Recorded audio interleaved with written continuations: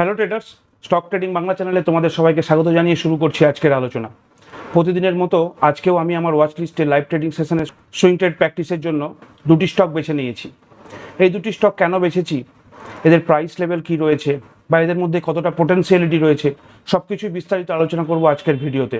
তাই পুরো ভিডিওটি স্কিপ না করে তোমরা দেখো, অনেক কিছু দেখার এবং শেখার রয়েছে। আর যদি ভালো লাগে তাহলে অবশ্যই বেশি বেশি করে লাইক করো। তোমরা যত লাইক করবে বাকিদের কাছে ওই ভিডিও পৌঁছে যাবে। আর শেয়ার করো নিজেদের বন্ধুদের এবং ফ্যামিলি মেম্বারদের মধ্যে, যাতে তারাও এখান থেকে কিছুটা দেখে শিখতে পারে। তবে এই প্রসঙ্গে ট্রেডার্স, আমি একটি কথা তোমাদেরকে মনে পড়িয়ে দেব যে এই ভিডিও কোনো স্টক রেকমেন্ডেশনের জন্য নয়, আর আমি কোনো সেবি রেজিস্টার্ড স্টক অ্যানালিস্ট বা ফাইন্যান্সিয়াল অ্যাডভাইজার নই। তাই আমার বলে দেওয়া কোনো স্টক প্রাইসের উপরে সরাসরি ইনভেস্টমেন্ট বা ট্রেডিং তোমরা করবে না। ট্রেডিং বা ইনভেস্টমেন্ট করার জন্য নিজেরা বিশ্লেষণ করো এবং সর্বোপরি ফাইন্যান্সিয়াল অ্যাডভাইজারদের থেকে অ্যাডভাইস নেওয়ার পরে তবেই ট্রেড বা ইনভেস্টমেন্ট করতে পারো। ট্রেডার্স, এবারে আমরা ফিরে আসি আমাদের মূল আলোচনায়। প্রথমেই চলে আসি আমাদের ল্যাপটপ স্ক্রিনে। আমরা প্রথমে যেটা দেখে নেব সেটি হচ্ছে বর্তমান মার্কেটের সিচুয়েশন, অর্থাৎ নিফটি 50 যে চ্যানেল বানিয়েছিল সেই চ্যানেল বানানোর মধ্যেই কিন্তু এখনও সীমাবদ্ধ রয়েছে। এই চ্যানেলের বাইরে যতক্ষণ না নিফটি গ্রিন ক্যান্ডেলে ক্লোজ দিচ্ছে ডে ফ্রেমওয়ার্কের মধ্যে, ততক্ষণ পর্যন্ত কিন্তু আমরা নিফটির মধ্যে যে বুলিশ ট্রেন্ড সেটি লক্ষ্য করতে পারছি না। এই পরিস্থিতিতে দাঁড়িয়ে আমরা যদি এখন নিফটি জুনিয়র অর্থাৎ নিফটি নেক্সট 50 চার্ট দেখি, তাহলে দেখতে পাচ্ছি এর মধ্যে একটি বুলিশ ট্রেন্ড লক্ষ্য করা যাচ্ছে, কিন্তু কখনোই কোনো ইন্ডেক্স কন্টিনিউয়াস যে আপরাইজ হবে এমন কোনো সিস্টেম নয়। কখনো কখনো আপরাইজের সাথে সাথে কিছুটা সময় সাইডওয়ার চলার পরে আবার আপরাইজ করে, অর্থাৎ আপট্রেন্ড দেখা যায়। এক্ষেত্রেও যে সাথে সাথে কখনো কখনো সাইডওয়াইজ চলার পরে আবার পুনরায় আপট্রেন্ড দেখা যেতে পারে। কিন্তু এই মুহূর্তে দাঁড়িয়ে আমার যেটা মনে হচ্ছে যে নিফটি নেক্সট 50 অর্থাৎ নিফটি জুনিয়র আপট্রেন্ডের মধ্যেই রয়েছে, অর্থাৎ বুলিশ প্যাটার্ন এখনও বজায় রাখছে।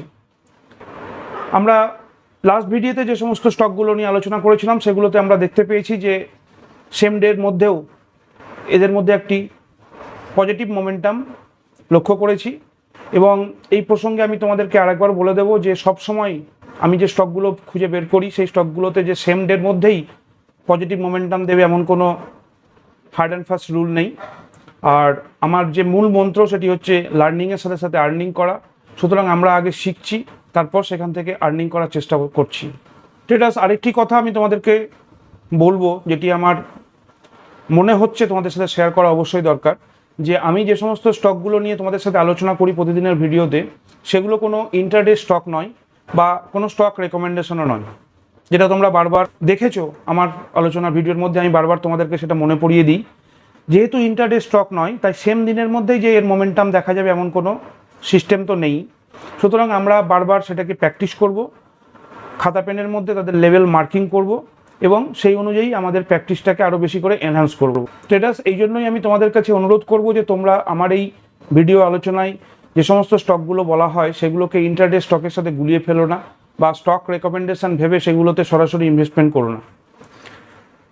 আর এই প্রসঙ্গে আমি আরেকটি কথাও বলবো যে অনেকেই আমাকে প্রশ্ন করছে অপশান ট্রেডিংয়ের ব্যাপারে, ইকুইটি ফিউচার এর ব্যাপারে, কিন্তু আমি এগুলো থেকে একটু দূরে থাকতেই বেশি পছন্দ করি।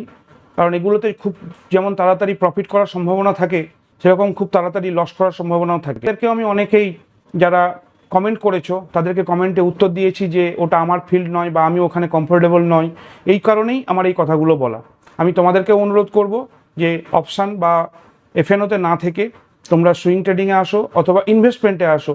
আমি চাই যে তোমরা সবাই ইনভেস্ট করো। তোমার সামান্য যে যত সামান্য তোমার ক্ষমতা, সেই ক্ষমতা অনুযায়ী তোমরা সবাই ইনভেস্ট করো। এর ফলে তোমার পোর্টফোলিও আস্তে আস্তে কিন্তু গেইন করবে, কিছু হারানোর থাকবে না। অপশানের ক্ষেত্রে সবচেয়ে বড় ভয়ঙ্কর ব্যাপার যেটা, যে আমরা খুব কম সময়ের মধ্যে যেমন আর্ন করতে পারি, কিন্তু খুব কম সময়ের মধ্যে পুরোটা লসও করতে পারি। সুইং ট্রেডিংয়ের ক্ষেত্রে বা ইনভেস্টমেন্টের ক্ষেত্রে কিন্তু এই ধরনের সম্ভাবনা কিন্তু অনেক কম। তাই আমার এই ছোট্ট অনুরোধ তোমাদের কাছে, এটা মাথায় রেখো।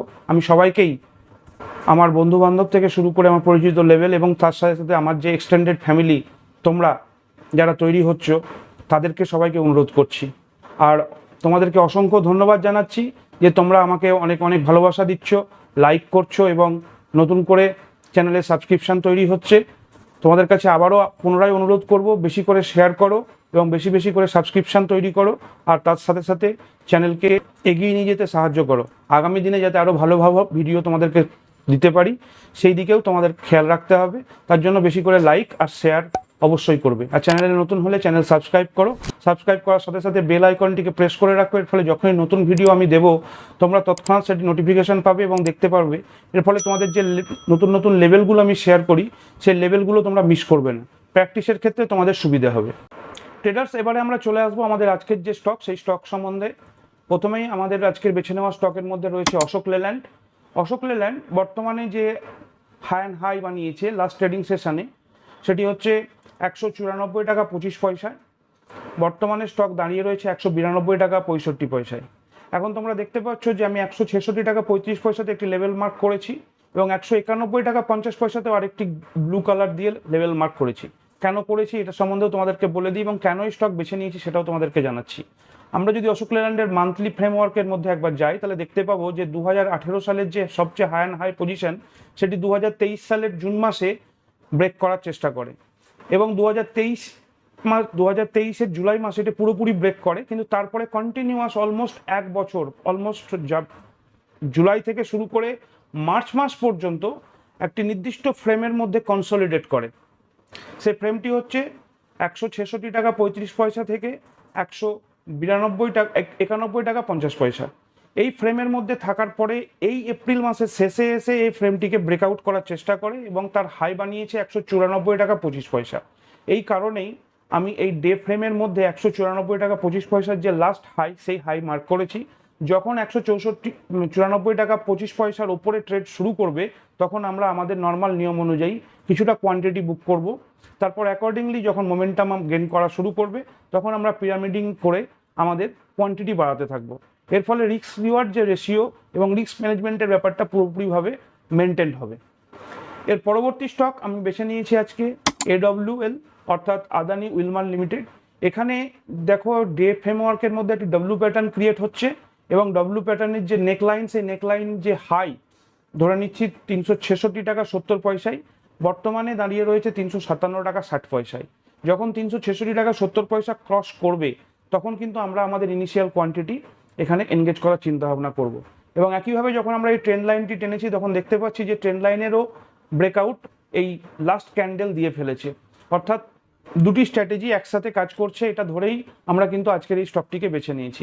তোমরা জানো ট্রেডার্স যে আমি আমার স্টক যে সিলেকশন করি সেগুলো মেনলি লাস্ট 20 দিনের হাই অ্যান্ড হাইয়ের ওপর ভিত্তি করেই করে থাকি। যখন এই 20 দিনের হাই অ্যান্ড হাইয়ের কাছাকাছি আসে বা কিন্তু আমরা সেখানে আমাদের কোয়ান্টিটি এনগেজ করার চিন্তা ভাবনা রাখি। কখনো কখনো এই লাস্ট 20 ডেজ হাইয়ের সাথে সাথে কোনো স্টক 50 উইক হাই অথবা অল টাইম হাইও ব্রেকআউট দেয়, আবার কখনো কোনো স্টকে তার সাথে সাথে একটি খুব সুন্দর প্যাটার্নও আমরা লক্ষ্য করি। সেটি মান্থলি ফ্রেমওয়ার্কেও হয়ে থাকে, কখনো বা উইকলি ফ্রেমওয়ার্কে, কখনো বা ডেলি ফ্রেমওয়ার্কে। তোমাদের মধ্যে কেউ আমাকে প্রশ্ন করেছো যে আমরা ডেলি ফ্রেমওয়ার্ক বা উইকলি ফ্রেমওয়ার্ক কোথায় আমরা এনগেজ করব, কোথায় আমরা ট্রেড প্র্যাকটিসের জন্য দেখব। এক্ষেত্রে আমি তোমাদেরকে একটি কথা বলি যে আমরা যে সমস্ত স্টকগুলোকে নির্ধারণ করি তাদের যে সমস্ত টেকনিক্যাল প্যাটার্ন সেগুলো উইকলিতেও হতে পারে, মান্থলি হতে পারে, ডেলি হতে পারে। মান্থলি যদি কোনো প্যাটার্ন আমরা লক্ষ্য করে থাকি তাহলে কিন্তু রেজাল্ট মান্থলি বেসিসেই দেবে, অর্থাৎ খুব তাড়াতাড়ি এর থেকে রিটার্ন আমরা আশা করব না। উইকলির ক্ষেত্রেও ঠিক একই কথা, উইকলি বেসিসে আমাদেরকে রিটার্ন পাওয়ার সম্ভাবনা থাকে এবং ডেলি বেসিসেও আমরা যদি এরকম প্যাটার্ন লক্ষ্য করি তাহলে ডেলি বেসিসে রিটার্ন পাওয়ার সম্ভাবনা থাকে। দেখো বারবার কিন্তু আমি বলছি সম্ভাবনা থাকে, অর্থাৎ প্রফিট যে হবেই বা ব্রেকআউট যে দেবেই এমন কোনো বাধ্যবাধকতা নেই। যেটা আমরা যদি অশোক লেল্যান্ডের মান্থলি ফ্রেমওয়ার্কের ক্ষেত্রে দেখি যে এখানে 2023-এর মে মাসে 2023-এর জুলাই মাসে যে বিশাল একটি মোমেন্টাম দিয়েছিল, প্রায় 10% এখানে কিন্তু ইনক্রিমেন্ট হয়। তারপরে কন্টিনিউয়াসলি এই বিগত কয়েক মাস ধরে কনসলিডেট করে, অর্থাৎ এটাকে কিন্তু আমরা ধরে নেব না যে এটি ফেক ব্রেকআউট। অনেক সময় দীর্ঘদিনের যে মাল্টি ইয়ার ব্রেকআউটের ক্ষেত্রে ব্রেকআউট দেওয়ার পরে স্টক যদি দীর্ঘদিন কনসলিডেট করে, টেকনিক্যালি আমি এগুলো দেখেছি, অনেক ব্যাকটেস্টিং করা রেজাল্ট এটা, পরবর্তী যে ব্রেকআউট যে হাই অ্যান্ড হাই বানিয়ে থাকে ওই কনসলিডেটেড পিরিয়ডে সেটাকে যখন ব্রেকআউট দেয়, অর্থাৎ এই ক্ষেত্রে বলা যেতে পারে 191 টাকা 50 পয়সার যখন ব্রেকআউট দেয় তখন কিন্তু স্টক অনেক লম্বা যাওয়ার সম্ভাবনা থাকে। এই কারণেই এই স্টকগুলো আমি বেছে নিই এবং এই ধরনের আলোচনার মধ্যে দিয়েই তোমাদেরকে আমি জানাতে চাই যে এই স্টকগুলো বেছে নেওয়ার মেন কারণ হচ্ছে এগুলো। সুতরাং তোমরা কোন ফ্রেমওয়ার্কের মধ্যে দেখবে বা কোন ফ্রেমওয়ার্কের মধ্যে বেশি বেশি প্র্যাকটিস করবে সেটা সম্পূর্ণ ডিপেন্ড করছে সেই স্টক সিলেকশনের ওপরে। আশা করি আমি আমার বক্তব্য তোমাদেরকে পুরোটাই বোঝাতে পেরেছি। এই পুরো বিষয়গুলি আলোচনা করার জন্য এই ধরনের ভিডিও নিয়ে আমি আসি। আগামী দিনে যদি তোমাদের আরও ভালো ভালো ভিডিও দিতে পারি সেই দিকে আমি খেয়াল রাখবো। তোমাদের যদি এই পুরো ভিডিও আলোচনা ভিডিও দেখে ভালো লাগে তাহলে অবশ্যই লাইক করো, বেশি বেশি করে শেয়ার করো, বন্ধুবান্ধব এবং ফ্যামিলি মেম্বারদেরকে দেখতে হেল্প করো। আর তার সাথে সাথে যারা তোমরা চ্যানেলে নতুন এসছো চ্যানেল সাবস্ক্রাইব করো, আর সাবস্ক্রাইবের সাথে সাথে বেল আইকনটিকে প্রেস করে রাখো, ফলে নতুন ভিডিও দেওয়ার সাথে সাথে নোটিফিকেশান পাবে। নোটিফিকেশান পেলে তোমরা তৎক্ষণাৎ ভিডিওটি দেখে লেভেলগুলো মিস করার যে সম্ভাবনা সেটি অনেক কমে যাবে, ফলে তোমাদের প্র্যাকটিসের ক্ষেত্রে সুবিধা হবে। আজকের মতো আলোচনা ভিডিও এখানেই শেষ করছি। ভালো থেকো, সুস্থ থেকো, দেখা হবে পরের ভিডিওতে। জয় হিন্দ, জয় ভারত।